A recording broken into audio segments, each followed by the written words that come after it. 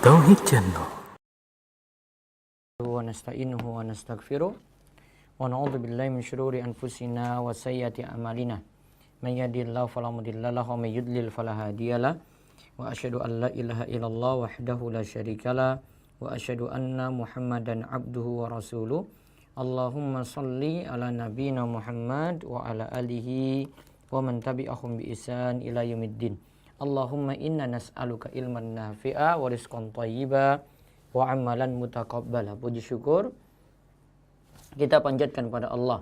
Selawat dan salam semoga tercurah pada Nabi besar kita Muhammad sallallahu alaihi wasallam. Baik, malam hari ini kita kembali mengkaji hadis Arba'in Nawawiyah bersama anak-anak muda dan remaja, walaupun juga dihadiri oleh yang umum yang mengikuti kajian pada kesempatan malam ini. Insya Allah yang akan kita bahas hadis ke-34. Ya, hadis ke-34 dari Arba'in An-Nawawiyah karya Imam Nawawi, atau yang disusun oleh Imam Nawawi, hadis-hadis kumpulan dari Imam Nawawi rahimahullah, di mana kita akan bahas tentang cara menasihati, mengingkari kemungkaran. Ya. Sebelumnya kami ucapkan terima kasih kepada Zoom Kobar yang mengikuti juga kajian pada malam hari ini. Di samping itu juga teman-teman dari RTVC, Asosiasi Radio Televisi Islam Indonesia.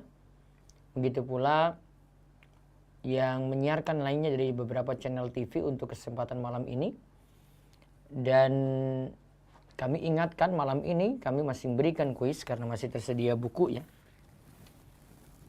Yang kemarin kita bagi buku ini, Fikih Bulan Syawal. Ya, Fikih Bulan Syawal nanti kita akan bagikan.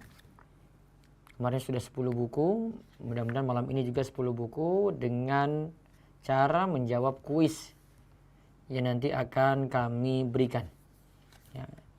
Biasanya materi memang tidak terlalu banyak, kami gunakan untuk ya ada yang nanti meresume kajian, meringkas kajian tadi, atau ada pertanyaan tertentu yang kami jawab, kami berikan.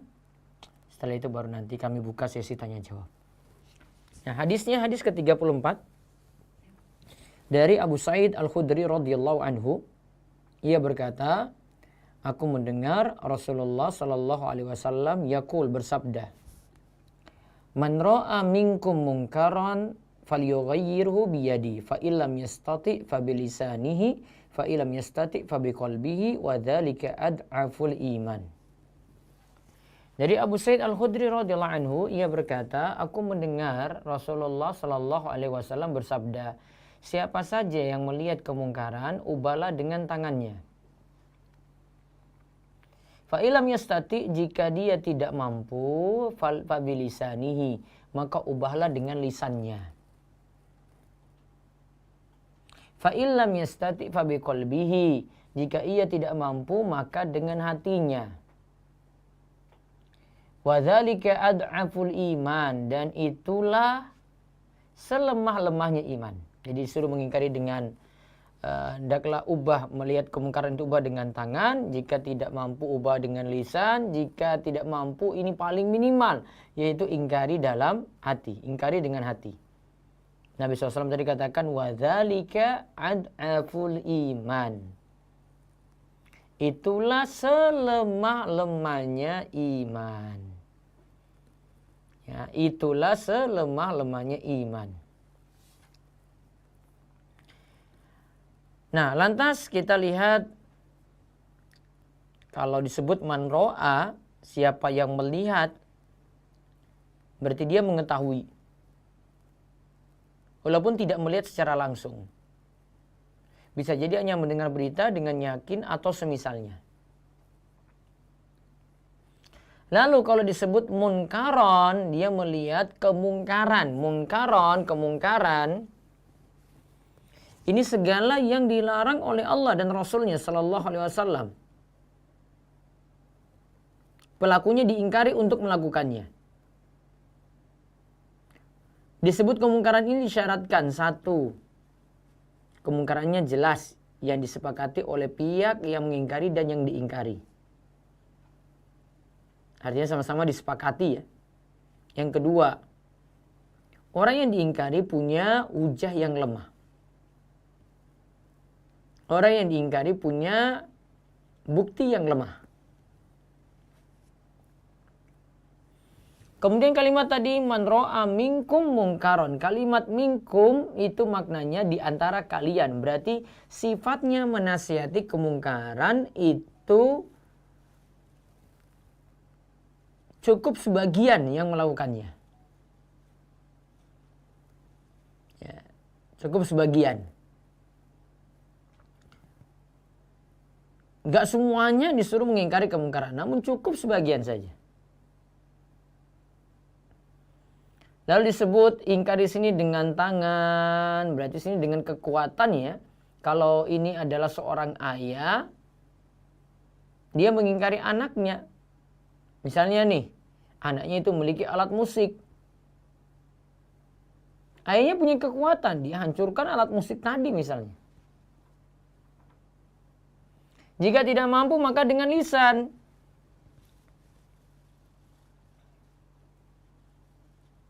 Namun kalau dengan lisan tetap bersikap hikmah. Harus timbang-timbang tepatnya itu kapan. Cara yang tepat itu bagaimana. Termasuk mengingkari dengan lisan di sini adalah mengingkari dengan tulisan. Lalu ada lagi disebut situ mengingkari dengan hati. Yaitu menyatakan tidak suka, menyatakan benci, menyatakan berharap tidak terjadi gitu.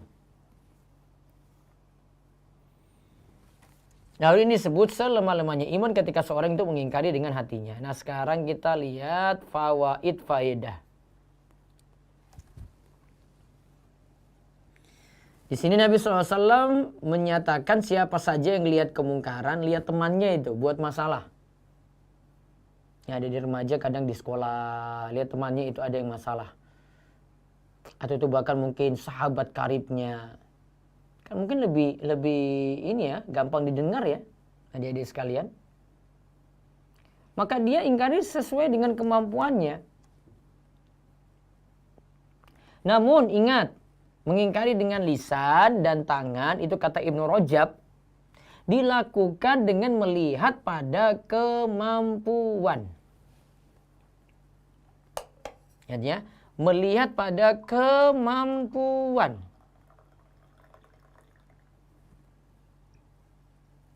Maka orang yang tidak punya kemampuannya sudah gak dibebani kayak gitu.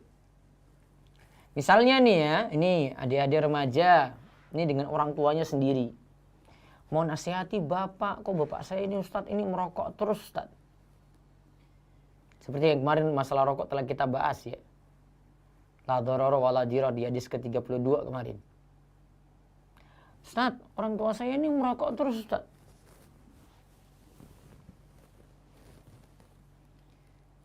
Kadang kalau anak ngomong langsung dengan lisannya agak berat. Bapaknya nggak mau dengar. Ini bocah ini. Baru anak kemarin sore aja. Ya. Maka bisa jadi dia tidak dengan lisan. Dia juga kan nggak bisa pakai tangan. Ini orang tuanya sendiri kok main pakai gitu. Nggak bisa.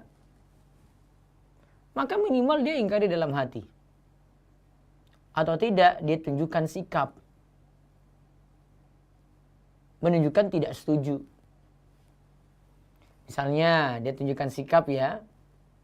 Kalau bapaknya merokok, dia segera pergi dari tempat itu. Ya. Dia tidak duduk lama-lama di situ. Tadi dia tidak suka, sikap aja. Sikap ini kan nggak ngomong. Misalnya ini kalau bisa menolak ya, kalau bisa menolak. Ya. Misalnya kalau bapaknya suruh beri rokok, dia menolak gitu. Nah, kecuali kalau memang keterpaksaan ini, karena ada sebagian orang tua nggak bisa. Anaknya tetap disuruh bapaknya ini beli rokok misalnya. Yang jelas ini pokoknya mengingkari atau mengubah kemungkaran itu sesuai kemampuan. Kemudian faedah yang kedua, kita tidak boleh melarang kemungkaran sampai diyakini itu kemungkaran juga. Maksudnya apa? Di sini lihat dari dua tinjauan. Yang pertama, perbuatan yang dilakukan itu diyakini mungkar. Saya tahu itu buat maksiat itu, saya ingkari. Adik-adik remaja berarti lihat temannya itu buat maksiat, ingkari.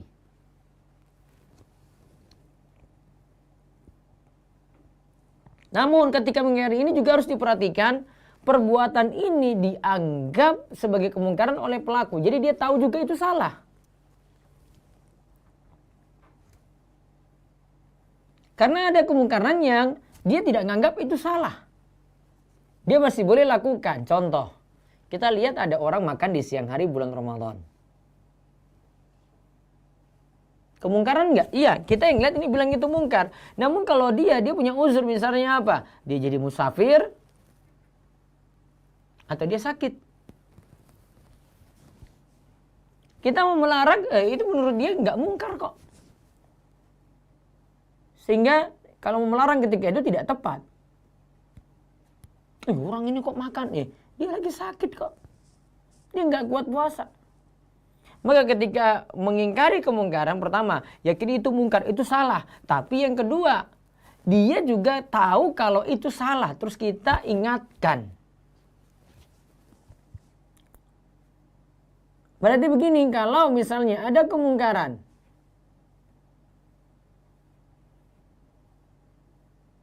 ya, ada kemungkarannya misalnya ya, dia belum tahu kalau itu mungkar. Nah, kita jelaskan dulu itu salah, ini nggak boleh, dalilnya seperti ini. Misalnya jual beli, itu jual beli yang bermasalah gitu. Dan seterusnya. Kemudian faedah selanjutnya lagi, kemungkinan harus dinilai sebagai kemungkaran oleh orang yang mengingkari dan pelaku yang diingkari.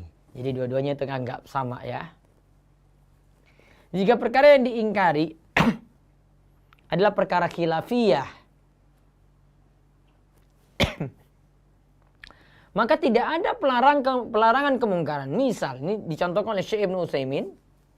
Kita melihat ada seorang yang makan daging unta. Setelah itu ia langsung sholat.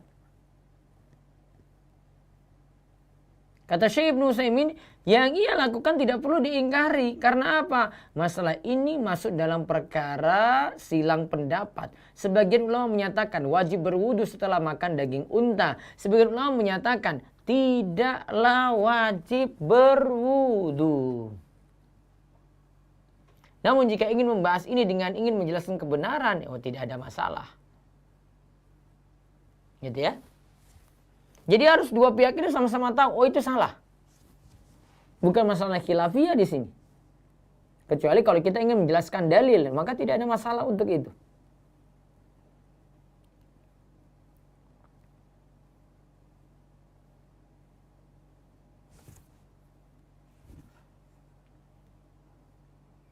Kemudian faedah yang lainnya lagi adalah tadi merubah dengan tangan ya. Merubah dengan tangan berarti ini bagi orang yang punya kekuatan.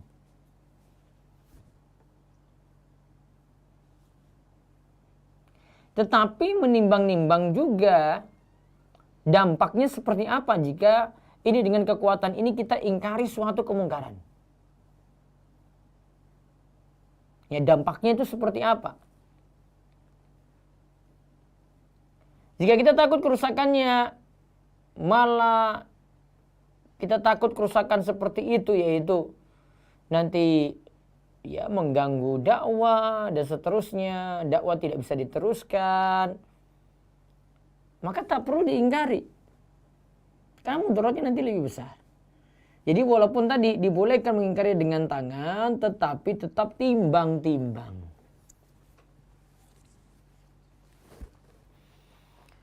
Faedah yang lainnya lagi tentang masalah kemungkaran saya bahas ya.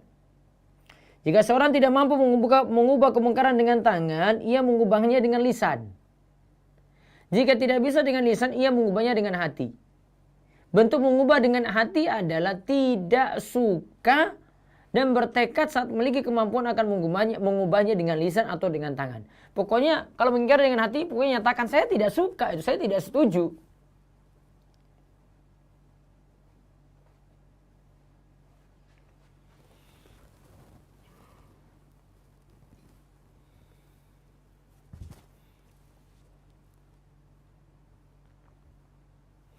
Kemudian ingat lagi yang berikutnya, kemungkaran itu diingatkan dengan cara yang halus dan lemah lembut. Ini nasihat yang bagus sekali ini dari Sufyan Ats-Tsauri. Ini semuanya perhatikan baik-baik ya. Apa yang disampaikan oleh Sufyan Ats-Tsauri. Ketika memerintahkan yang ma'ruf dan melarang dari yang mungkar, maka ingat 3 ini. Yang pertama, lemah lembut. Yang kedua, bersikaplah adil. Yang ketiga, berilmu terlebih dahulu. Ini saya ringkasin ya. Rafiqun bima ya'mur wa rafiqun bima yanha, adlun bima ya'mur wa adlun bima yanha, alimun bima ya'mur, alimun bima yanha. Berarti rafiq, adlun, alimun. Lemah lembut, adil, dan dengan ilmu.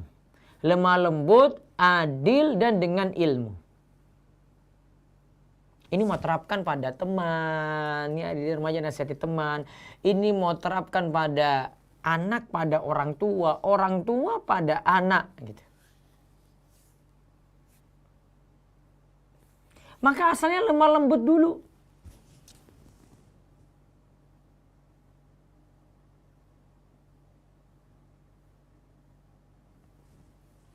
Imam Ahmad itu berkata, coba perhatikan ini baik-baik ya. Ini disebutkan oleh Ibnu Rajab, membawakan perkataan Imam Ahmad berikut ini.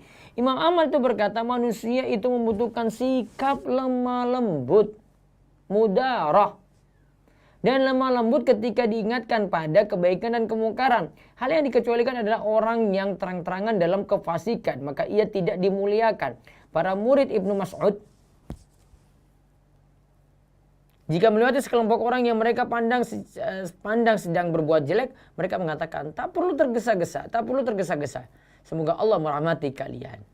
Ini menunjukkan ada sikap lemah lembut dan tidak perlu tergesa-gesa dalam mengingkari suatu kemungkaran sampai kita yakini kalau itu nanti suatu yang mungkar.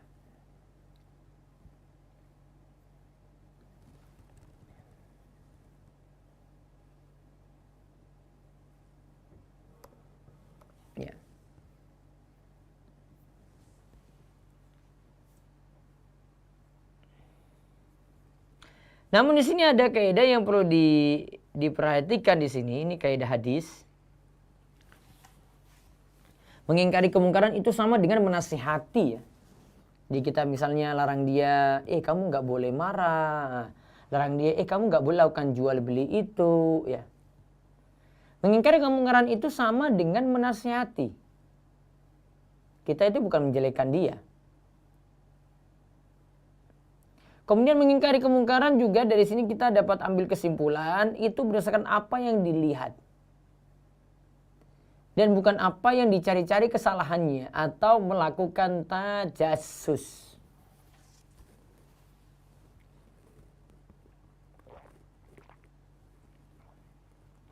Lalu diingat lagi, hendaklah mengajak yang baik dengan cara yang baik. Lalu tidaklah mengingkari kemungkaran dengan cara yang mungkar. Jangan sampai orang itu mengingkari kemungkaran, suatu kejelekan dengan cara yang mungkar. Nggak boleh. Lalu yang keempat, masalah khilafiyah tidak diingkari dengan meninjau. Ini ya, ada perkara khilafiyah ya.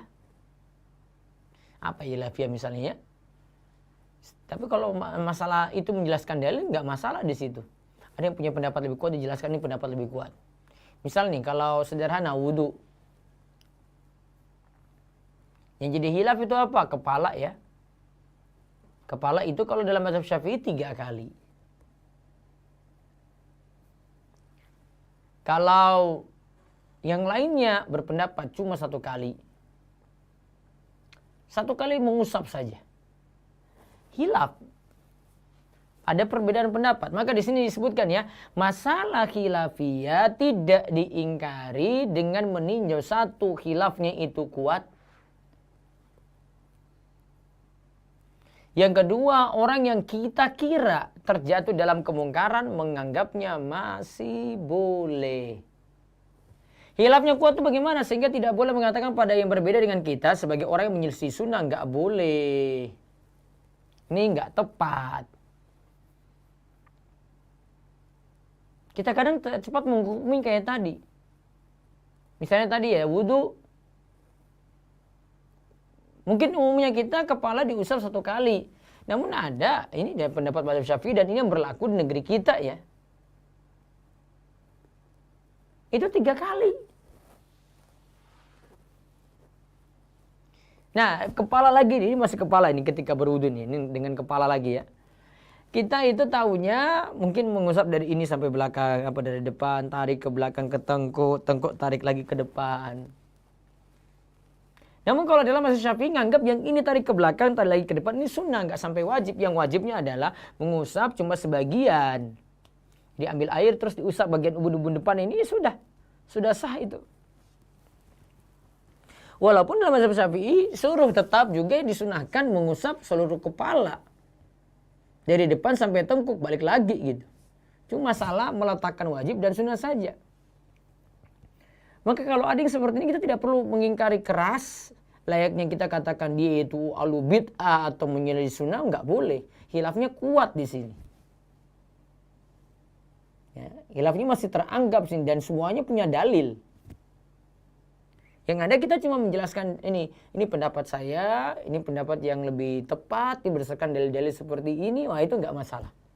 Karena dia kemukakan dalil ketika itu. Namun kalau nyatakan ini menyelisih sunnah, wah itu perkara yang berat. Karena dia tidak menyalahi sunnah di sini. Karena dia punya dalil sendiri untuk itu.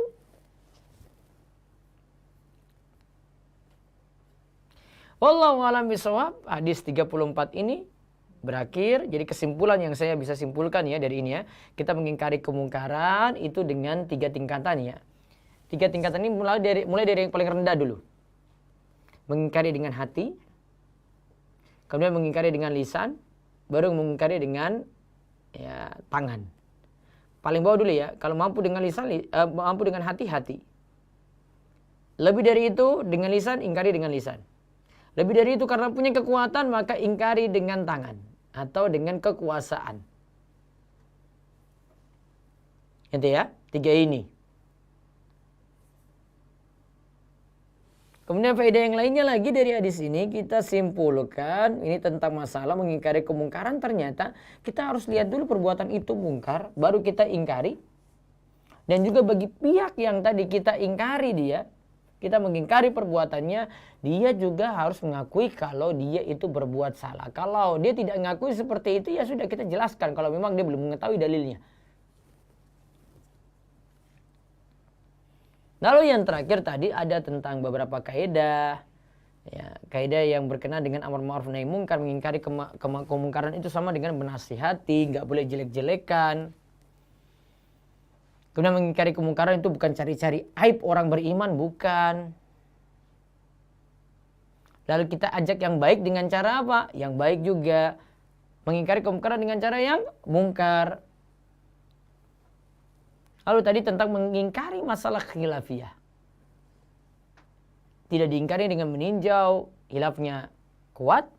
Atau yang kedua, orang yang kira-kira terjatuh dalam kemungkaran, menganggapnya itu masih boleh. Wallahu a'lam. Demikian yang kita bahas untuk kesempatan malam ini. Saya buka 5 penelepon dulu. Nanti lewat Zoom juga nanti saya berikan kesempatan. Sekarang lewat telepon langsung di 0812-281-85131 ya. Nanti akan dapat buku ini. Kami kirimkan langsung ke alamat. Buku ini tidak diperjualbelikan, cuma dibagi gratis. Jadi cuma-cuma juga kami kirimkan, biaya free nanti ditanggung oleh Darus Sholihin. Ada? Sebentar, nanti pertanyaannya pertama dulu ya. Saya himpun beberapa penanya. Berikan resume ringkasan dari kajian tadi. Singkat dengan kalimat sendiri, nggak boleh baca dari website, namun buat kalimat sendiri. Ya, itu dulu ya. Saya buka 3 atau 5 pertanyaan nanti. 5 penjawab nanti untuk pertanyaan sama. Halo, assalamualaikum.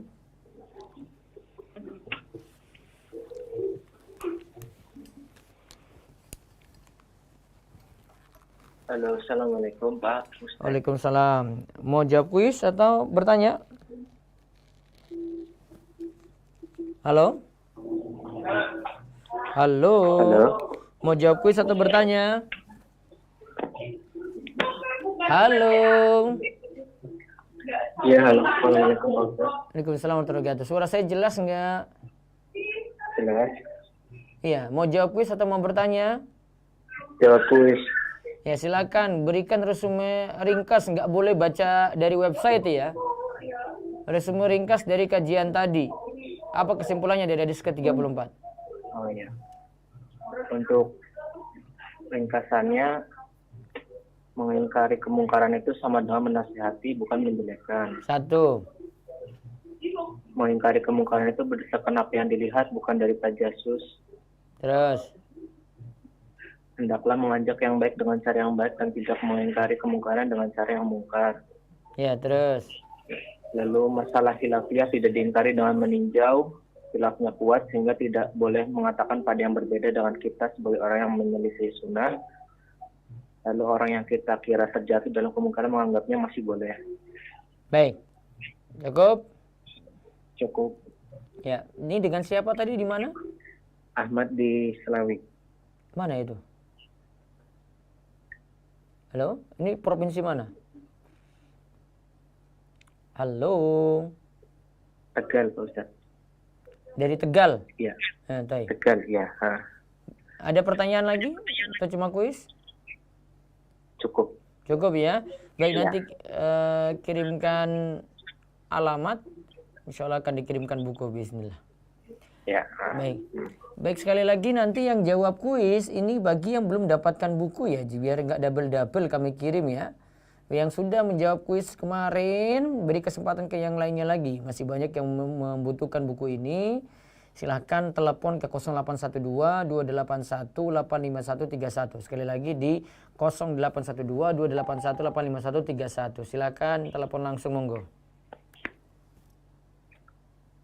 Halo, Assalamualaikum. Waalaikumsalam, dengan siapa di mana?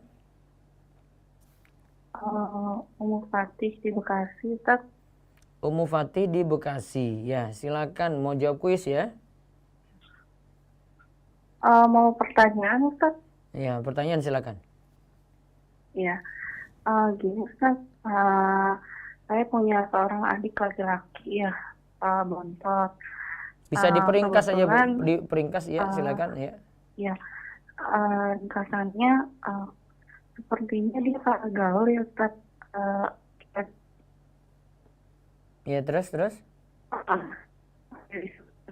Ya, Ustaz. Bisa diulang lagi, Bu, suaranya terputus. Adik bontot, laki-laki, sepertinya dia salah gaul gitu. Terus? Karena dia pengen bermain musik katanya. Ya Allah, Dan terus? saya bingung gitu kan, karena saya sudah berkeluarga, orang tua juga minta tolong untuk gimana cara menasihatinya, karena udah susah untuk dinasihati katanya, Ustaz. Kayaknya faktor Gitu. luar ini, kayaknya faktor teman-temannya mungkin salah bergaul. Iya betul, Ustaz. Karena dia juga tertutup juga ya untuk memberikan informasi mengenai teman-temannya gitu. Langkah apa yang harus saya lakukan gitu, karena kan saya juga minim sekali informasi cara mendidik adik laki-laki ya, karena usianya juga terpaut jauh gitu, 15 tahun sekitar segitu sih, Ustaz, saya dengan adik saya gitu. Jadi ini faktor lingkungannya agak berat ya. Iya, betul. Saran saya sih cari pertama ngomong Iya. baik-baik ke dia gitu. Terus yang kedua coba telusuri teman-temannya. Kira-kira itu bisa tergantikan nggak dengan lingkungan yang bagus, yang lebih baik daripada itu. Kalau ada, dia diarahkan ke lingkungan lain. Misalnya ada lingkungan remaja masjid atau anak-anak muda yang ngaji gitu. Kan bisa cari tahu tentang itu. Jadi dialihkan. Kalau kuisnya apa ya, Ustaz ya? Saya soalnya tadi lagi nelpon keputus ya, Ustaz. Beri ringkasan ya, ringkasan untuk ya ringkasan untuk kajian tadi hadis 34. Silakan kalau mau jawab.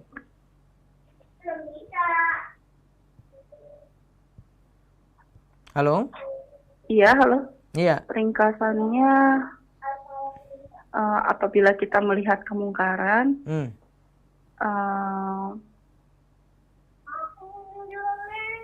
ubahlah Dengan dengan apa? hati paling minim. Minimal ya. Ubahlah dengan hati. Terus Terus yang kemudian jika belum bisa maka ubahlah dengan lisan. ya. Kemudian jika belum bisa lagi maka ubahlah dengan kekuasaan. Kekuasaan itu apa maksudnya? Iya. Apa maksudnya Saya kekuasaan? ya gitu aja kali Ustaz ya. Iya, kalau gitu Ya, syukuran ya nanti Ustaz. kirimkan alamat ke nomor ini ya, biar dikirimkan buku fikih bulan Syawal insyaallah. Oh ya, syukuran Ustaz. Ji. Ya. Assalamualaikum. Waalaikumsalam warahmatullahi wabarakatuh. Baik, sudah 2 ya. Nanti dicatat Mas Rudi. Baik, ada lagi? Masuk lagi. Taib. Angkat terus. Assalamualaikum. Waalaikumsalam. Mungkin bisa pelanin suara siaran? Bisa pelanin suara siaran, kalau enggak bergema nanti. Halo. Iya, halo, assalamualaikum. Waalaikumsalam, dengan siapa di mana? Ya, nama saya Sabila Jihan dari Surabaya. Sabila Jian. Mau jawab kuis atau mau bertanya? Mau bertanya Ustaz. Mau bertanya, ya, Taib. Tanya apa ini? Oke, saya mau bertanya, apa yang seharusnya kita lakukan ketika teman maksiat, sedangkan kita masih belum bisa lepas dari hal itu? Misal godaan ghibah, terus laki-laki, dusta, seperti itu. Apakah kita harus menasihati atau seperti apa Ustadz? Kan kalau misalnya ada teman dekat kita kan kadang ada rasa nggak enak gitu Ustadz. Nah bagaimana? Kita mau menasihati tapi kita sendiri belum sempurna, betul? Ya. Ya, syarat menasihati itu tidak harus kita bersih dari dosa. Yang penting punya ilmu. Coba saya sebutkan perkataan dari Ibnu Rajab berikut ini ya. Tetap bagi setiap orang untuk mengajak yang lain pada kebaikan dan melarang dari kemungkaran, tetap ada saling menasihati dan saling mengingatkan. Seandainya mengingatkan hanyalah orang yang maksum, yang bersih dari dosa, tentu tidak ada lagi yang bisa memberi nasihat sepeninggal Nabi Shallallahu Alaihi Wasallam, karena sepeninggal Nabi tidak ada lagi yang maksum yang bersih dari dosa. Oh gitu. Iya, kalau disyaratkan saya nggak boleh buat dosa kayak begitu, ya berarti nggak usah ada pengingkaran lagi. Yang ada, yang ada kita punya ilmu tetap sampaikan, walaupun mungkin dari sisi ini kita masih kurang-kurang. Kita mau suruh orang nggak gibah, ya kadang kita akhirnya lakukan gibah juga. Ya kekurangan kita, tapi bukan berarti kita tidak bisa mengingkari yang lain gitu. Sambil di situ juga belajar untuk kita mengurangi maksiat seperti itu. Ya lalu bagaimana ya Ustaz caranya? Kan teman dekat gitu Ustaz, kan ada rasa nggak enak terkadang. Iya. Terus? Ya kan bagaimana cara mengingatkan Ustaz? Kan itu sebenarnya sulit karena kita teman dekat begitu Ustaz. Terutama buat gibah dan godaan terhadap lawan jenis Ustaz. Kalau gibah itu ini masalah kumpul-kumpul aja ya, kita di majelis bisa ingkari langsung, kalau tidak ya kita gak ikut dulu kalau dia bahas gibah. Misalnya lagi bicarakan jelek orang gini ya, alihkan pembicaraan atau maaf nih saya pergi dulu ya sebentar ya, saya ada keperluan gitu. Alihkan pokoknya, jangan sampai kita sampai setuju dengan itu. Oh begitu, iya. Jadi juga tidak terlepas dari dalil yang awal ya Ustadz. Kalau misalnya kita itu harus mengingkari dengan yang tadi seperti apa jabatan dan lain-lain itu ya Ustadz. Tidak terlepas dari dalil itu ya Ustadz. Iya. Oke, terima kasih Ustadz, syukran. Baik, masih 2 ya. Sekali lagi yang belum dapat buku saja yang boleh menjawab kuis ya. Kalau sudah diharapkan tidak menjawab kuis. Satu lagi mungkin saya tunggu telepon, ada. Monggo. Assalamualaikum. Halo, waalaikumsalam. Dengan siapa di mana? Dengan Widi Ustadz di Pacitan. Mau jawab kuis atau mau bertanya? Mau jawab kuis. Sudah jawab belum kemarin atau ini belum? Gimana? Belum pernah jawab ya? Kemarin jawab kuis nggak? Belum. Baik. Mau dapat buku silakan berikan resume ringkasan dari hadis 34 tadi, sesingkat-singkatnya. Ya, faedah dari hadis ini yang pertama ialah mengingkari dengan tangan dan lisan itu menurut Ibnu Rajab adalah melihat kemampuan diri sendiri. Ya, 1 sudah. 2, Menasihati dengan cara yang baik. menasihati dengan cara yang baik. 3, Kita tidak boleh melarang kemungkaran ketika belum diketahui apakah itu kemungkaran atau tidak. ya, terus 4, Kemungkaran itu telah sama-sama diketahui masing-masing pihak. nah, kemungkaran sudah kita tahu ya, dia tahu itu mungkar, jelek atau itu salah, kita juga tahu itu jelek atau salah, terus diingatkan. Ya, terus 1 lagi kalau gitu.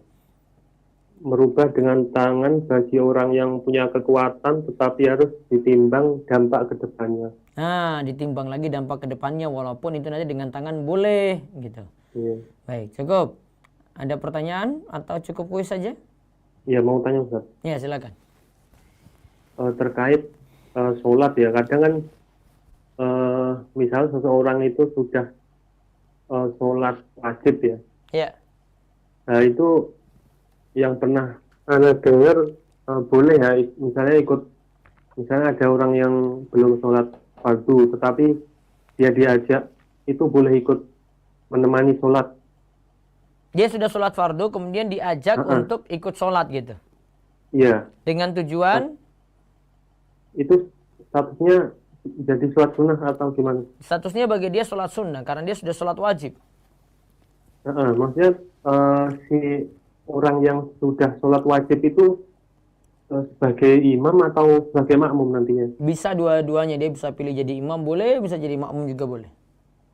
Kalau sebagai imam, nanti dia sholatnya cukup 2 rakaat atau sesuai dengan... Itu sholat apa? Mau sholat apa? Ya, misalnya sholat Isya ya? sholat isya ya. Ya, berarti dia isya tapi dengan niatan itu sholatul i'adah namanya. Sholat i'adah, sholat pengulangan. Tapi 4 rakaat ya? 4 rakaat, tapi dia tidak dianggap wajib. Iya. Itu berarti sholatnya tetap dijaharkan ya? Iya, sama seperti itu. Iya.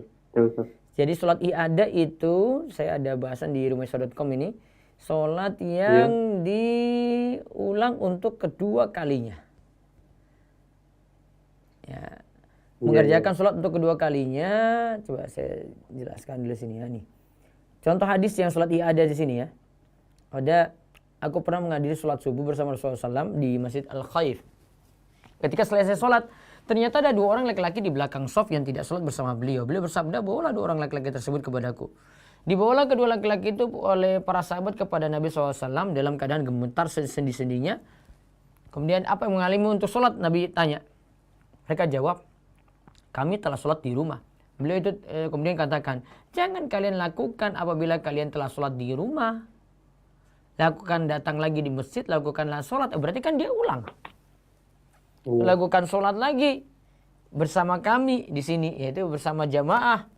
Karena sholat itu bagi kalian terhitung sebagai sholat sunnah. Berarti tadi kalau dia ulangi lagi isya, kedua kalinya nganggap itu sunnah, namun dengan niatan i'adah, pengulangan. Gitu ya? Iya.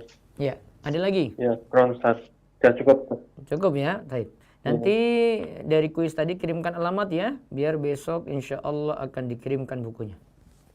Iya, Ustaz. Baik. Masih ada telepon langsung? Nah, baik, saya lewat Zoom dulu. Ada satu? Satu lagi, Zoom siap-siap setelah ini ya. Assalamualaikum. Waalaikumsalam warahmatullahi wabarakatuh. Dengan siapa di mana? Fadilah di Samarinda, Ustaz. Mau jawab kuis atau mau bertanya? Mau bertanya, Ustaz, kemarin sudah jawab kuisnya. Oh, baik. Kemarin sudah jawab kuis. Sekarang bertanya silakan. Ya.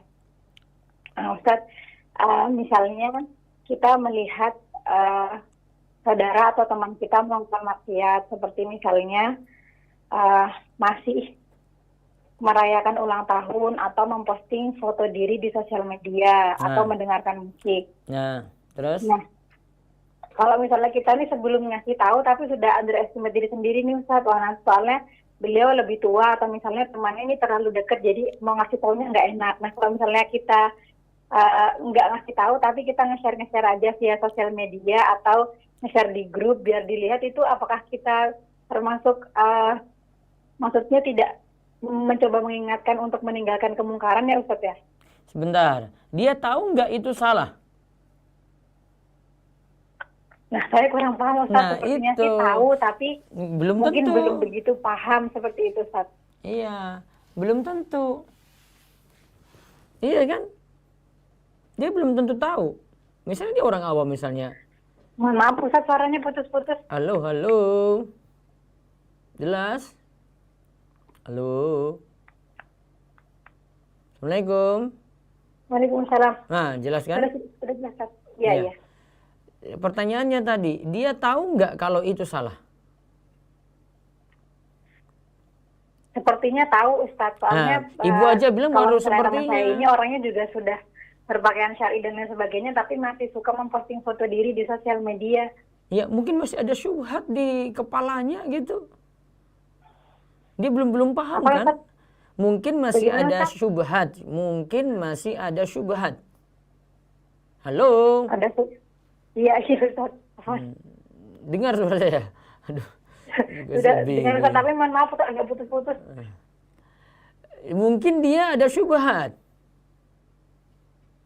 Subhat seperti apa maksudnya Ustaz? Jadi kerancuan pikiran, ibu belum bisa pecahkan masalah dia karena dia mungkin masih dengar pendapat-pendapat yang lain. Oh, itu nggak apa-apa gitu ya.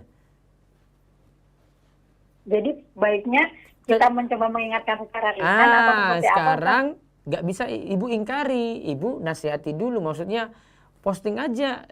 Tapi sih saran saya lihat kondisi juga sih, takut pas momen ibu langsung ingatkan dia, misalnya ini dia masih merayakan ulang tahun misalnya ya, dia masih merayakan ulang tahun. Terus hari itu juga ibu ingkari, wah dia emosi sekali ibu. Bener juga ya Ustaz. Iya kan? Dia lagi rayakan, terus ibu tiba-tiba bawa postingan dan itu di grup halayak ramai gitu. Terus ibu bilang, wah ini gak boleh. Wah siapa mau menerima? Kalau saya dalam posisi dia ya, itu, saya nggak terima, saya nggak mau dengar. Walaupun saya tahu itu benar, itu lagi dibawakan dalil nih ya. Namun kondisi saya lagi enjoy, saya lagi menikmati gitu. Iya kan?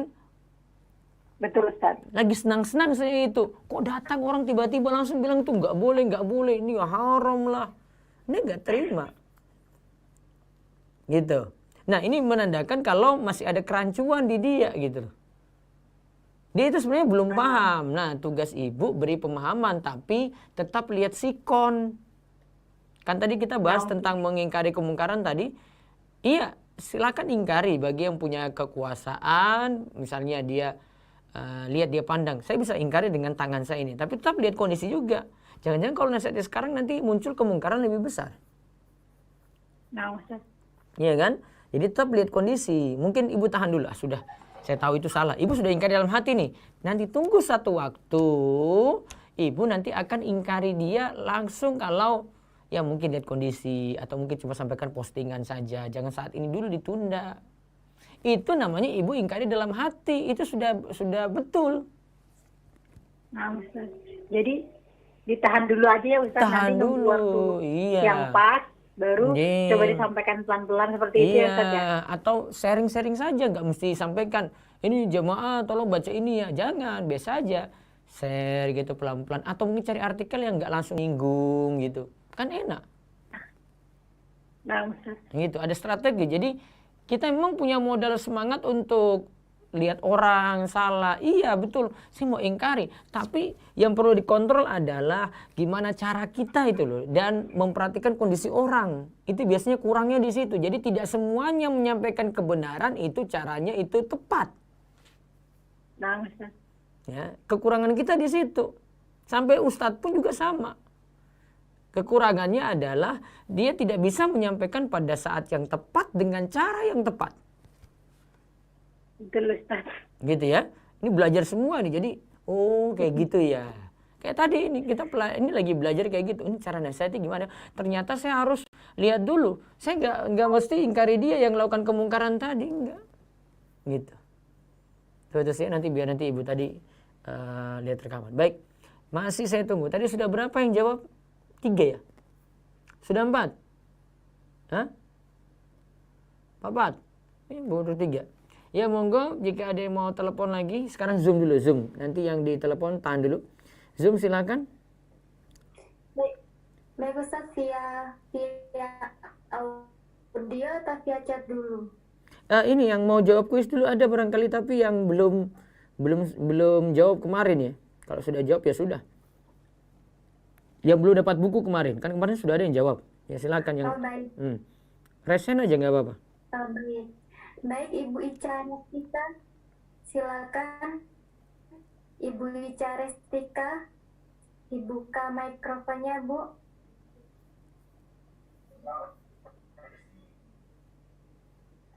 Assalamualaikum Ustadz. Waalaikumsalam. Mau jawab kuis atau mau bertanya? Assalamualaikum Ustadz. Waalaikumsalam. Suara saya jelas? Halo? Mau jawab kuis sama bertanya nanti Ustadz. Nah, sekarang jawab kuis. Halo? Jelas Ustadz? Jelas suara saya? Halo? Oke, ya. Halo? Suara saya jelas?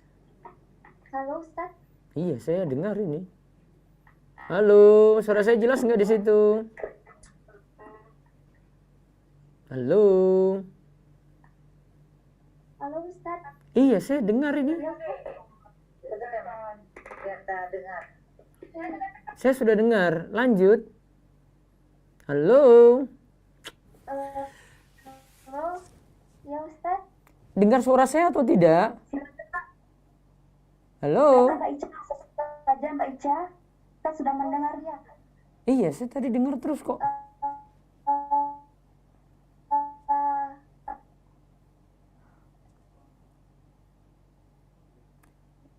Resum atau catatannya, faedah dari hadis Arba'in Nawawi 34. Yang pertama, ingkarilah sesuai kemampuan. Iya. Yaitu ada tingkatan. Tingkatan yang pertama dengan tangan, lisan, dan hati.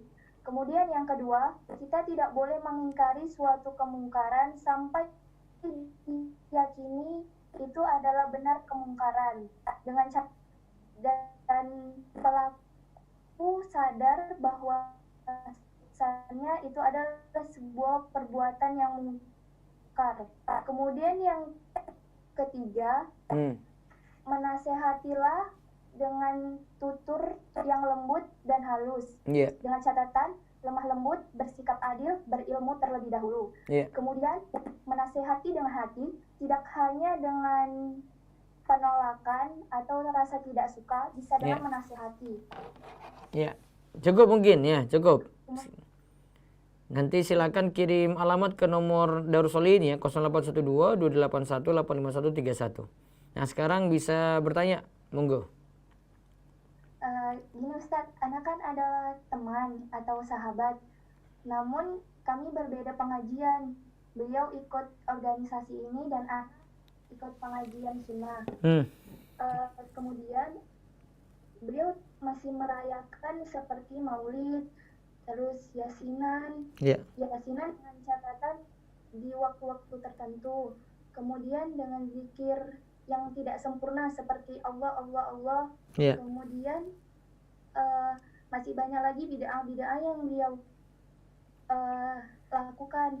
Nah, Ana menasihati Ustadz, namun dengan cara seperti men-share artikel dari Rumaiso atau Muslim or ID ataupun artikel-artikel sunnah lainnya.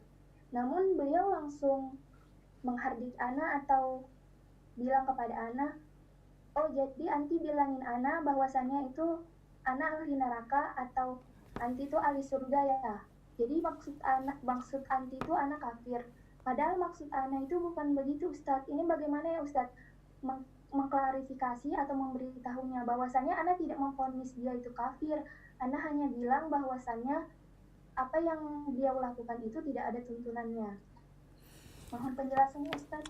Ya, itu tadi yang kita berarti belajar. Ini suara saya jelas? Masuk? Halo? Iya, Ustaz. Dengar suara saya ya? Halo, dengar suara saya?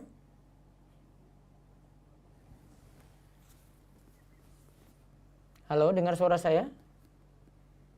Kan gede nggak dengar ya? Assalamualaikum, Mbak Ica, dengar suara Ustaz? Dengar, Mbak. Oh, baik. Iya, maksudnya saya Silakan lanjut, saya Ustaz. nanya itu butuh tanggapan. Dia diam saja, saya nggak mau jawab. Jadi kalau saya nanya dijawab gitu. Saya biasanya butuh tanggapan, nggak biasa satu arah gitu, karena biasa bicara dengan orang ya. Jadi dimaklumi. Ya kan jadi saya lupa tadi ini gara-gara blank ini tadi. Astagfirullah. Tadi apa pertanyaannya? Bukan saya tanya, dijawab mohon. Apa Ustaz tadi? Iya, maksudnya saya kalau ngomong ini tanya, jangan diam. Saya kira nggak dengar, jadi saya nggak ada komunikasi, ya saya nggak bisa jawab lagi. Jadinya blank terus nanti saya ini. Iya. Apa saya tadi pertanyaannya? Halo? Oke, astagfirullah. Ya mungkin saya pending dulu. Ana coba Iya. terangkan ya Ustaz ya pertanyaannya tadi dari Mbak Ica. Jadi beliau punya teman yang mungkin berbeda, sedangkan beliau sudah mengenal sunnah dan temannya belum, seperti itu. Itu bagaimana Ustaz cara mengklarifikasi, sedangkan Mbak Ica sendiri suka meng-share artikel-artikel ke temannya tersebut gitu loh, artikel tentang sunnah seperti itu gitu loh. Ustaz, bagaimana cara supaya juga tidak di sini klarifikasi dengan temannya tersebut, Ustaz? Baik, Gitu. iya. Tadi saya sebenarnya mau butuh komunikasi, saya mau tanya-tanya ke dia, tapi dia nggak mau jawab, ya sudah. Jadi saya menilai ada yang tidak kurang tepat sebenarnya. Tadi seperti yang nanya barusan saja. Jadi karena tidak melihat kondisi, tidak melihat waktu, tidak melihat cara gitu. Jadi tidak mesti kebenaran itu langsung kita sampaikan. Kadang lihat kondisi. Ini saya sampaikan di majelis apa? Ini teman saya ini bisa menerima atau tidak? Ilmu ini saya perlu sampaikan saat ini atau bisa saya tunda? Bisa jadi dia jadi orang yang menentang tadi karena kita memang salah cara penyampaiannya gitu. Sehingga ini yang perlu diperbaiki. Ya, jadi kalau mau melihat, ya nyampaikan yang lain dulu gitu. Yang ini jangan terlalu buat konflik dengan dia. Akhirnya dia sudah vonis kayak tadi, dia sudah putuskan kayak tadi. Kita nggak bisa komunikasi lebih jauh lagi dengan dia. Ya, kita tidak bisa komunikasi lebih jauh lagi. Ya, sehingga ya terbatas di situ saja. Dan mau masuk lagi ke nasihat berikutnya dia sudah nganggap selesai. Wallahu a'lam. Jadi saya kritik tentang masalah cara saja yang kurang tepat di situ. Ada lagi lewat Zoom, silakan. Ada Ustaz. Baik, silakan Ibu Salsa Nabila, silakan mikrofonnya dibuka, Bu. Assalamualaikum. Waalaikumsalam. Ya. Waalaikumsalam warahmatullahi wabarakatuh. Silakan Bu. Mau jawab kuis atau mau bertanya? Mau jawab kuis? Ya silakan. Kemarin belum ya? Belum. Nah, beri resume atau ringkasan dari hadis 34 tadi. Ya, jadi kesimpulannya itu kita mengingkari kemungkaran itu dengan 3 tingkatan, mulai dari yang terendah. Yang pertama terendah, diingkari dengan hati, terus dengan lisan, baru dengan tangan. Kemudian kaidah hadis yang perlu diperhatikan itu ketika kita mengingkari kemungkaran, itu kita sama saja dengan menasehati, bukan menjelekkan. Kemudian mengingkari kemungkaran juga berdasarkan atas apa yang dilihat, bukan dicari-cari kesalahannya. Terus ada juga pesan yang harus kita ingat bahwa kita itu harus mengajak yang baik dengan cara yang baik, dan tidaklah mengingkari kemungkaran dengan cara yang mungkar, sebab ini tidak diperbolehkan. Terus cukup? Nah, baik, ada bertanya lagi atau cuma kuis saja? Pertanyaan saya sudah dikirim ke privat chat. Oh iya, Taib. Nanti saya tunggu dibaca. Nanti kirimkan alamat ke 0812 281 85131 ya untuk dikirimkan buku ini insyaallah besok. Ya. Baik, ada yang telepon langsung dulu? Ada? Sebentar saya terima telepon dulu baru saya jawab lewat chat ya. Ada? Monggo. Assalamualaikum. Halo, Assalamualaikum. Waalaikumsalam. Dengan siapa di mana? Dengan Fulan di Banjarmasin, Ustaz. Ya, silakan. Begini, Ustaz. Ini mau jawab kuis atau mau bertanya? Mau bertanya, Ustaz. Iya, bertanya, silakan. Oke. Kebetulan seminggu yang lalu nenek saya meninggal, Ustaz. Nah, keluarga saya nih masih yang ngadain tahlilan gitu, Ustaz. Terus? Nah, karena kondisinya sedang pandemi gini, sebenarnya sih keluarga kami lumayan mampu. Karena kondisi pandemi corona ini, perekonomian keluarga kita nih agak menurun penghasilannya, jadinya dimintain patungan. Nah, dari hati kecil saya, karena saya sudah sedikit memahami sunnah, ngerasa, wah saya maksudnya tidak ikut hadir, tapi tetap dipaksa untuk ini Ustadz, nyumbang. Nah, itu apakah saya turut membantu dalam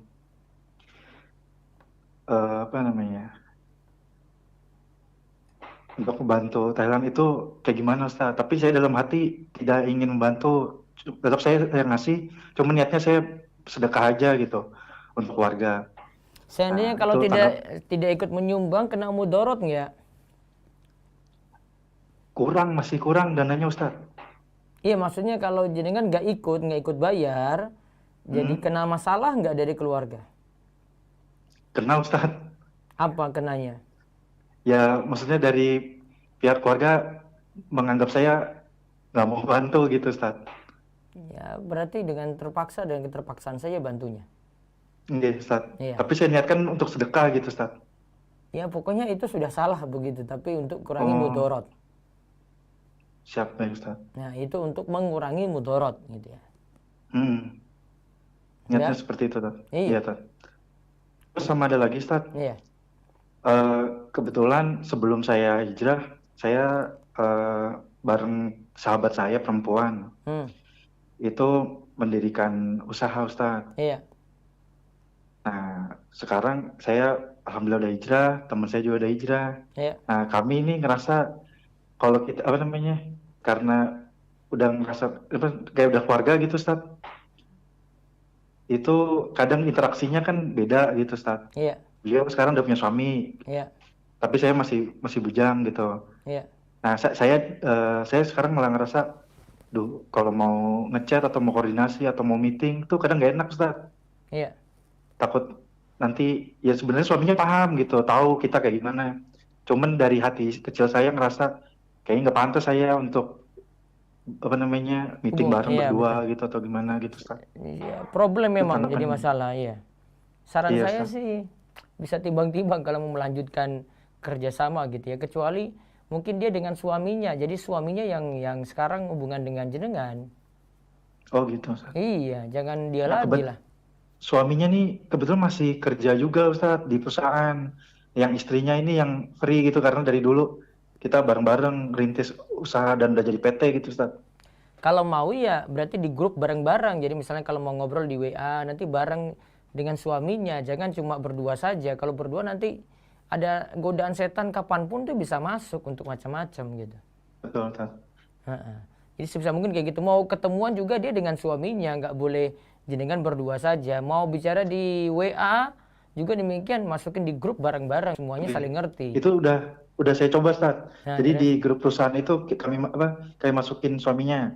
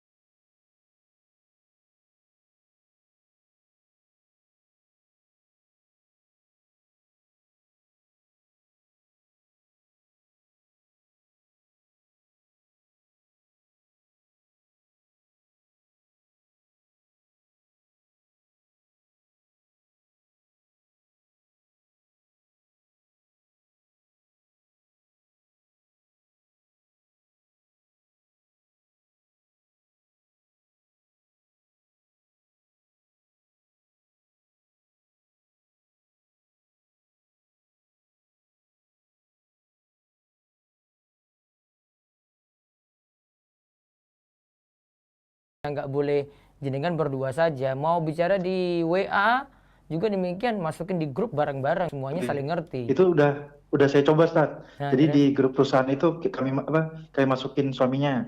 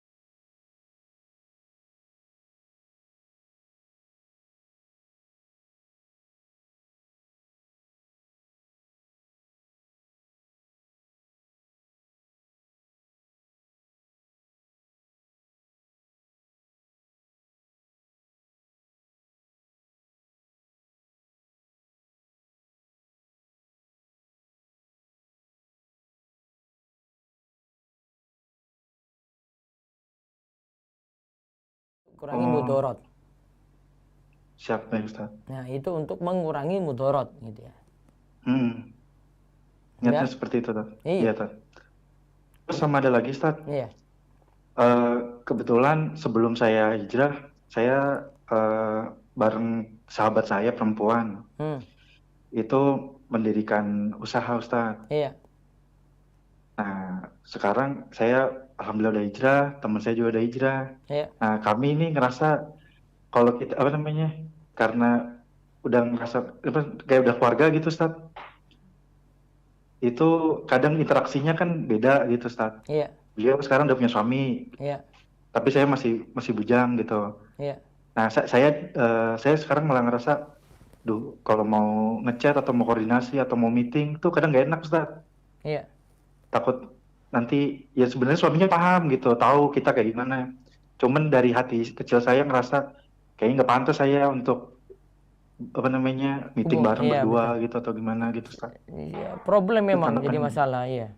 Saran Iya, saya Ustaz. sih bisa timbang-timbang kalau mau melanjutkan kerjasama gitu ya, kecuali mungkin dia dengan suaminya, jadi suaminya yang sekarang hubungan dengan jenengan. Oh gitu, Ustaz. Iya, jangan dia Nah, lagi lah. suaminya nih kebetulan masih kerja juga, Ustaz, di perusahaan. Yang istrinya ini yang free gitu karena dari dulu kita bareng-bareng rintis usaha dan udah jadi PT gitu, Ustaz. Kalau mau ya berarti di grup bareng-bareng. Jadi misalnya kalau mau ngobrol di WA nanti bareng dengan suaminya, jangan cuma berdua saja. Kalau berdua nanti ada godaan setan kapanpun tuh bisa masuk untuk macam-macam.